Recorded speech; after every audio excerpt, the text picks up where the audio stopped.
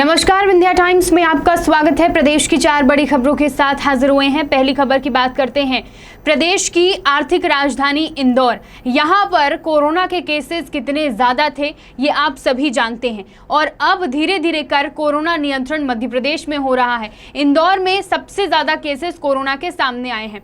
अब इंदौर में भी राहत मिल रही है। 16 महीने बाद इंदौर में कोरोना का सिर्फ एक मरीज मिला है, जो कि बहुत राहत की खबर है इंदौर वासियों के लिए।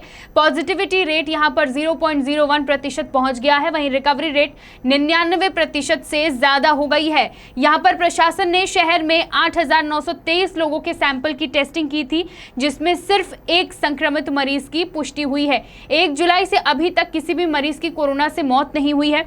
अभी एक्टिव केसेस की संख्या की बात करें तो इंदौर में 61 एक्टिव केस हैं और इन मरीजों में से अधिकतर होम आइसोलेट हैं। स्वास्थ्य विभाग के मुताबिक जुलाई के 15 दिन में 91 मरीज मिले, जबकि अप्रैल मई में पीक था और इस दौरान 1300 मरीज हर दिन मिल रहे थे। लेकिन अब राहत की खबर, इंदौर में जितने ज्यादा सैंपल जांच हुई, 8,923 सैंपलों की जांच और सिर्फ एक संक्रमित मरीज की पुष्टि होना वाकई अच्छी खबर है। आपको बता दें कि यहाँ पर कोरोना पर ICMR की एक स्टडी हुई है।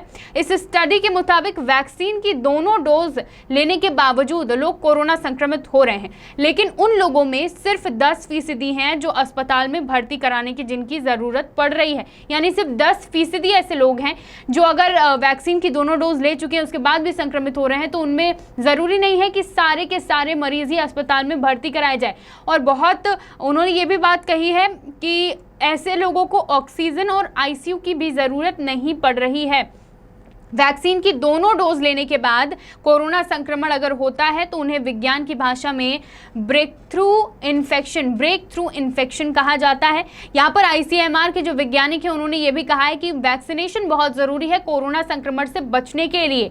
कोरोना संक्रमण से बचाव के लिए वैक्सीन ज़रूर लगवाएं। अगर वैक्सीन लगवाने के बाद भी संक्रमित हो रहे हैं फिर भी कोरोना का खतरा काफ़ी कम हो जाएगा और अस्पताल में भर्ती होने की नौबत भी बहुत कम रहेगी। बढ़ते हैं प्रदेश की दूसरी बड़ी खबर की ओर। प्रदेश में कोरोना तो नियंत्रण हो रहा है, लेकिन इस बीच बड़वानी से एक खबर सामने आ रही है जहां पर कोरोना को न्योता दिया जा रहा है।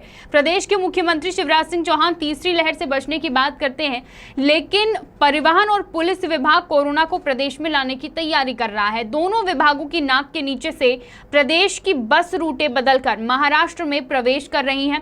पुलिस वालों के आगे बसें गांव के रास्ते से निकल जाती हैं और सिर्फ ऊपरी पूछताछ की जाती है।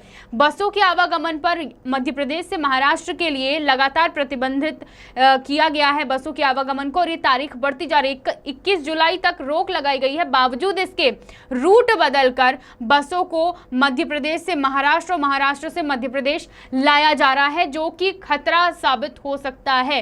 बार बार ये कहा जा रहा है कि किसी भी तरह की लापरवाही न बरती जाए। महाराष्ट्र में जो है कोरोना संक्रमण अभी भी इस तरह काबू पर नहीं हो पाया है कि वहां पर हालात सामान्य कहे जा सके। बावजूद इसके वहां के यात्री और सारी चीजें जब यहां पर आएंगी और जो आवागमन है वो बना रहेगा तो कहीं ना कहीं कोरोना का खतरा जो मध्य प्रदेश में कम हो गया है वो फिर से बढ़ सकता है। तो यहाँ पर लापरवाही बिल्कुल न बरतें, और इस तरह विभाग द्वारा जब लापरवाही की जाती है तो खतरा और बढ़ जाता है। बढ़ते हमारी प्रदेश की तीसरी बड़ी खबर की ओर, जो कि कॉलेज के एडमिशन से जुड़ी हुई है। मध्य प्रदेश के उच्च शिक्षा विभाग ने सभी सरकारी और प्राइवेट कॉलेजों में एडमिशन प्रक्रिया के लिए शेड्यूल जारी कर दिया है। इस शेड्यूल के तहत 1 अगस्त से कॉलेजों में एडमिशन शुरू हो जाएंगे। कॉलेज में नया सेशन 1 सितंबर से शुरू होगा और अक्टूबर में छात्र संघ का गठन होगा और इसी महीने वार्षिक उत्सव भी होंगे। बता दें कि सरकार के निर्देश के बाद उच्च शिक्षा विभाग ने स्नातक और स्नातकोत्तर में प्रवेश के लिए ऑनलाइन ऑफलाइन काउंसलिंग का शेड्यूल जारी कर दिया है। यहाँ पर UG first year, PG first semester और BEd MAd सहित अन्य NCTE मान्यता प्राप्त पाठ्यक्रमों के लिए रजिस्ट्रेशन 1 अगस्त से किए जाएंगे। शेड्यूल क्या है वो आपको बता देते हैं। कॉलेज में एडमिशन 1 से 12 अगस्त तक होगा।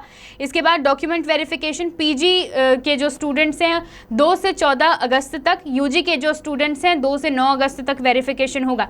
मेरिट लिस्ट जो है वो 20 अगस्त को और 14 अगस्त को आएगी। फीस जमा करने की जो तिथि है वो पीजी के स्टूडेंट्स के लिए 20 से 25 अगस्त और यूजी के स्टूडेंट्स के लिए 14 से 19 अगस्त तक है। ऑनलाइन रजिस्ट्रेशन जो विद्यार्थी कर रहे हैं, तो जो पीजी का ऑनलाइन रजिस्ट्रेशन कर रहे हैं उनको 28 से 3 सितंबर तक रजिस्ट्रेशन करना है और जो यूजी के स्टूडेंट हैं उन्हें 22 से 28 अगस्त तक। डॉक्यूमेंट वेरिफिकेशन यहाँ पर 29 अगस्त से 5 सितंबर, पीजी के लिए, यूजी के लिए 23 से 30 अगस्त तक। और फीस जमा करने की जो तिथि है वह 10 से 14 सितंबर और 6 से 11 सितंबर तक है पीजी वालों के, यूजी वालों के लिए, और पीजी वालों के लिए 10 से 14 सितंबर तक फीस जमा करने की तिथि है। तो इस तरह मध्य प्रदेश में 1 अगस्त से कॉलेज में एडमिशन की जो प्रक्रिया है वो शुरू हो रही है। बढ़ते हमारी आखिरी खबर की ओर, जो कि जबलपुर से है। जबलपुर से एक वीडियो वायरल हो रहा है जहां पर 10वीं की छात्रा के साथ स्कूल का जो स्टाफ है वो काफ़ी ज़्यादा बदसलूकी और मारपीट करता हुआ नजर आ रहा है। जबलपुर के बिलहरी स्थित अयप्पा हायर सेकेंडरी से ये वीडियो सामने आया है। सोशल मीडिया पर ये वीडियो काफ़ी तेज़ी से वायरल हो रहा है, जिसमें 10वीं की एक छात्रा और उसके परिजनों के साथ स्कूल स्टाफ मारपीट कर रहा है। गुस्से में छात्रा और उसके परिजन भी प्रतिक्रिया देते नजर आ रहे हैं। जानकारी जो मिली, यहाँ पर रिजल्ट को लेकर मामूली से विवाद में हाथापाई तक बात पहुँच गई है। जो छात्रा है उसके मुताबिक 10वीं के जो परिणाम आए हैं, इंटरनल असेसमेंट के आधार पर परिणाम जारी किए गए हैं। छात्रा टीसी लेने पहुंची थी और इस दौरान उसने अपने पुराने ट्रैक रिकॉर्ड को बेहतर बताते हुए स्कूल के मैनेजर से सिर्फ इतना पूछा कि आखिर उसे कम मार्क्स क्यों दिए गए।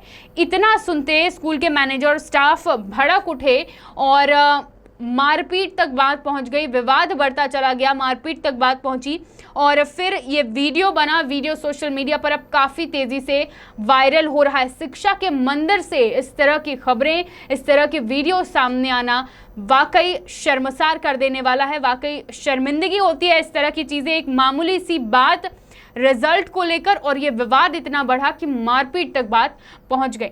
आज की 4 बड़ी खबरें। तमाम खबरों के लिए देखते रहिए विंध्या टाइम्स। बहुत बहुत धन्यवाद।